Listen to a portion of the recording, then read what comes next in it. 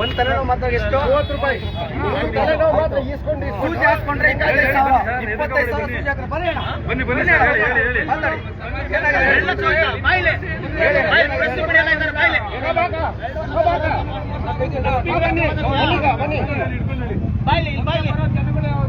ನೋಡಿ. ಇವರು 2ನೇ ವಿಸಿಟಿಗೆ ಬಂದಿರೋದು. 15,000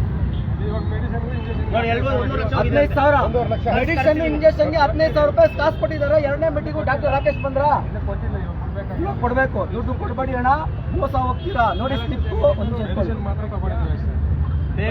ಪೇಡು ಇದು ಫಸ್ಟ್ ಎಂಟ್ರಿ ಫೀಸ್. ಇದು ಎಂಟ್ರಿ ಫೀಸು. ಅದಾದ್ಮೇಲೆ ಇವ್ರದೇ ಹಾಸ್ಪಿಟಲ್ ಇಂದ ಮೆಡಿಸಿನ್ಸ್ ಕೊಡ್ತಾರೆ. ಈ ಮೆಡಿಸಿನ್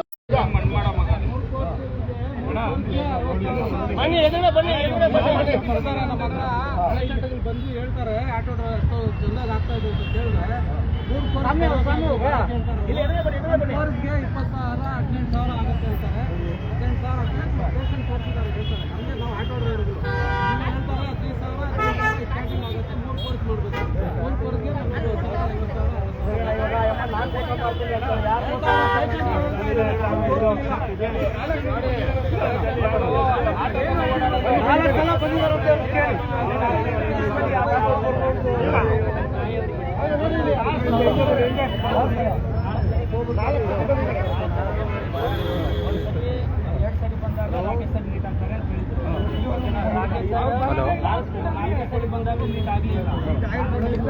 ಒಂದು ನಮ್ದು ಉತ್ತರ ಕರ್ನಾಟಕ.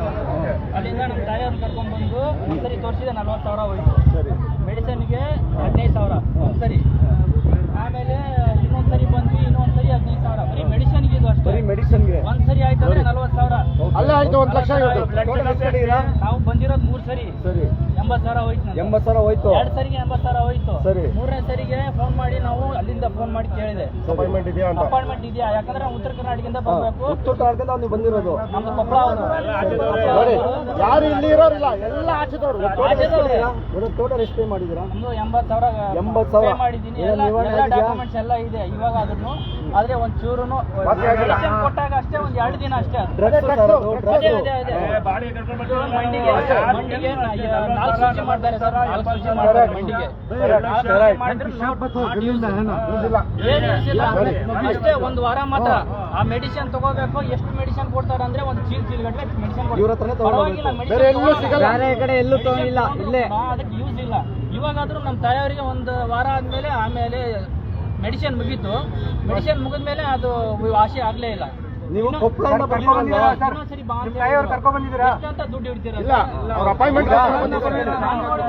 ಸೋಷಿಯಲ್ ಮೀಡಿಯಾದಲ್ಲಿ ಬರೀನು ಹಾಡಾಗ್ತಾರೆ. ಇದಕ್ಕೆ ಏನ್ ಬೇಕು? ಪೇಷಂಟ್ಗೆ ಏನ್ ಬೇಕು?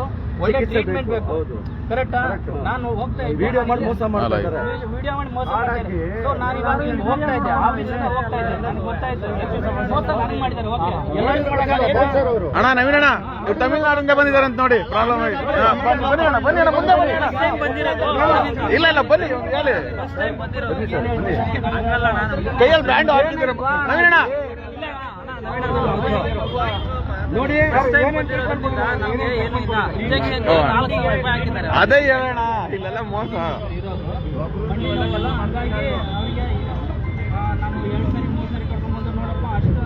ಸೋಷಿಯಲ್ ಮೀಡಿಯಾ ನೋಡೇ ಬಂದಿರೋದು. ಸೋಷಿಯಲ್ ಮೀಡಿಯಾದಲ್ಲಿ ನೋಡಿ ಬಂದಿರೋದು. ಮಾಡಿದ್ರು ವೇಸ್ಟ್. ಅದು ಮಾಡ್ಲಿ. ಜನಗಳ ಮೋಸ ಮಾಡ್ಬೇಕು. ಇವಾಗ ಬಡವರು ಎಷ್ಟೊಂದು ಕಷ್ಟಪಟ್ಟಿದ್ದಾರೆ ಅನ್ನೋದು ಯಾರಿಗೆ ಗೊತ್ತಿರುತ್ತೆ ಹೇಳಿ?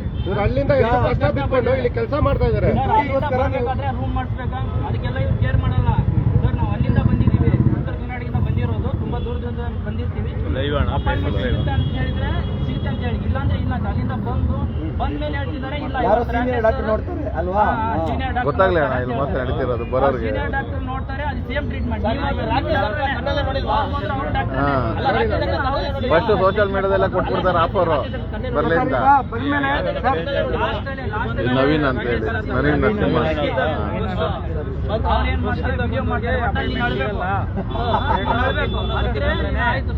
ಇಂಜೆಕ್ಷನ್ ಜೋರಾಗಿ ಚುಚ್ಚಿಬಿಟ್ರು ಅಂತಾರೆ. ಇಲ್ಲ ಈ ವಿಡಿಯೋ ಹಾಕಲ್ಲ. ಇಲ್ಲ ಹಾಕಲ್ಲ. ಜನಗಳಿಗೆ ಏನ್ ಹೇಳ್ತೀರಾ? ನಾನು ಜನಗಳಿಗೆ ಏನ್ ಹೇಳ್ತೀನಿ, ಇಂಥ ಬರೀ ಸೋಷಿಯಲ್ ಮೀಡಿಯಾದಲ್ಲಿ ನೋಡ್ಬೇಡಿ. ಮೊದಲು ಡಾಕ್ಟರ್ ಒಳ್ಳೆ ಡಾಕ್ಟರ್ ನೋಡ್ಬೇಕು, ಯಾಕಂದ್ರೆ ಡಾಕ್ಟರ್ ಯಾರು ಒಳ್ಳೆಯರು ಅಂತ ಗೊತ್ತಾಗಲ್ಲ. ಸೊ MBBS ಇರಲಿ MD ಇರಲಿ ಒಳ್ಳೆ ಟ್ರೀಟ್ಮೆಂಟ್ ಕೊಡಬೇಕು ಅಂತ ನೋಡಿ ಇದೆಲ್ಲ ಸೋಷಿಯಲ್ ಮೀಡಿಯಾದಲ್ಲಿ ಅರಿಯೋದು ಇಲ್ಲ ಫೇಕ್ ಅದು. ಬೇರೆ ತಮಿಳ್ನಾಡಿಂದ ಬಂದಿರೋದು ಫಸ್ಟ್ ಟೈಮ್ ಬಂದಿರೋದು ಕನ್ನಡಿಗರು ಎಲ್ಲಾದ್ರೂ ನೋಡ್ತಾರಲ್ಲ, ಅಮೌಂಟ್ ಎಲ್ಲ ಕಟ್ಬಿಟ್ಟಿದ್ದೀನಿ. ಅಮೌಂಟ್ ಎಲ್ಲ ಕಟ್ಬಿಟ್ಟವ್ರಂತೆ. 4,000 ಹೋಗೋಣ ಒಳ್ಳೇದಾಗಿ. ಇಂಜೆಕ್ಷನ್ಗೆ ಎಷ್ಟು? ಮೂರು ಇಂಜೆಕ್ಷನ್ಗೆ 4,000 ಬರ್ತಾರೆ. ನಿಮ್ದು ಸ್ಟಾರ್ಟಿಂಗ್ ಇದು ಹೋಗ್ತಾ ಬರ್ತಾರೆ ಜನ ಬರ್ತಾರೆ.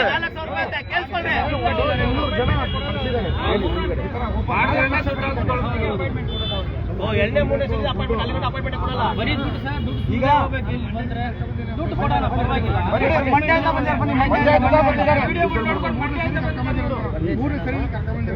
ಸರ್ ಮಂಡ್ಯದಿಂದ ಬಂದವರು ನೋಡಿ ಸರ್.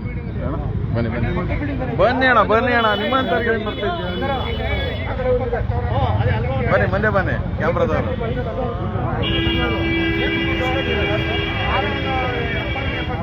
$70,000 80,000 ಕಟ್ಟಿಸಿದಂತೆ ಮಂಡ್ಯದಿಂದ ಇದರಿಂದ ನಿವಾರಣೆ ಆಗಿದೆ ಸರ್. ಹೊಡಿರಿ ಕೆರ ತಗೊಂಡು ಎಲ್ಲ ಸೇರ್ಕೊಂಡು ನೋಡಿದ್ದೀರಾ? ನೋಡಿ 70,000 ಕಟ್ಟೋರಂತೆ. ಪೇಷಂಟ್ ಇಲ್ಲಿ ಅವರ ಹೊರಗಡೆ ಇದ್ದಾರೆ ಪೇಷಂಟು.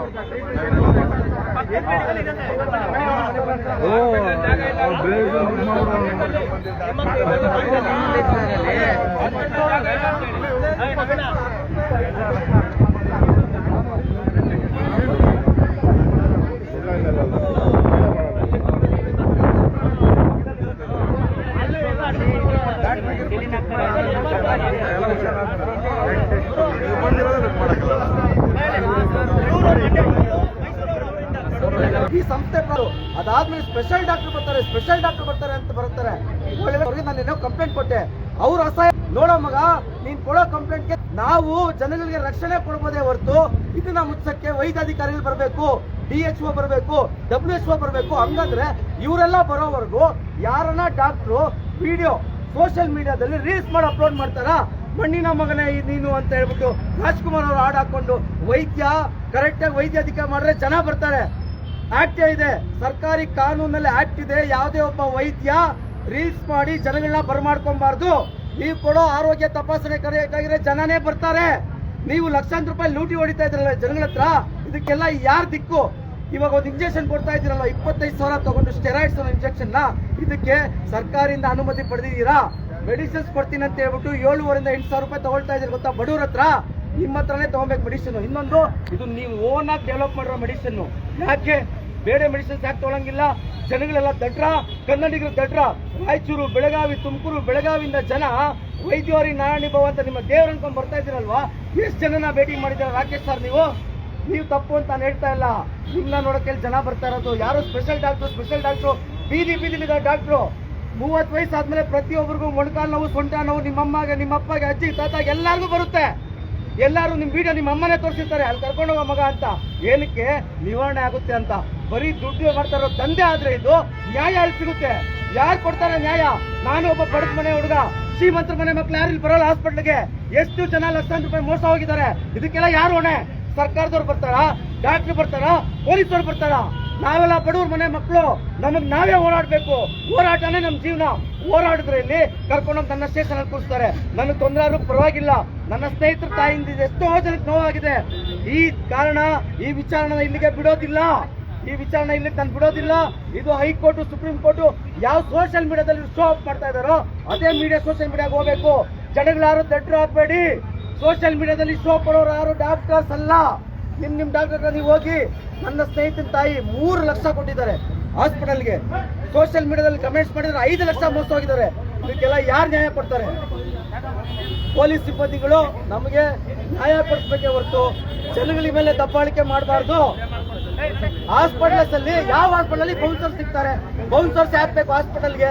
ಇದನ್ ಪಬ್ಬ, ಬಾರ, ರೆಸ್ಟೋರೆಂಟ್ ಒಂದು ಬ್ಯಾಂಡ್ ಕೊಡ್ತಾರೆ. ಬ್ಯಾಂಡು ನೀವು ಪಬ್ಗೆ ಯಾವಾಗ ಹೋಗಿರೋ ಗೊತ್ತಿರ್ತದೆ, ಎಂಟ್ರಿ ಫೀಸ್ ಕೊಟ್ಟರೆ ಬ್ಯಾಂಡು, ಯಾಕೆ ಬ್ಯಾಂಡ್ ಕೊಟ್ಟು ಹೊರಗಡೆ ಬಿಡ್ತಾ ಇದಾರೆ.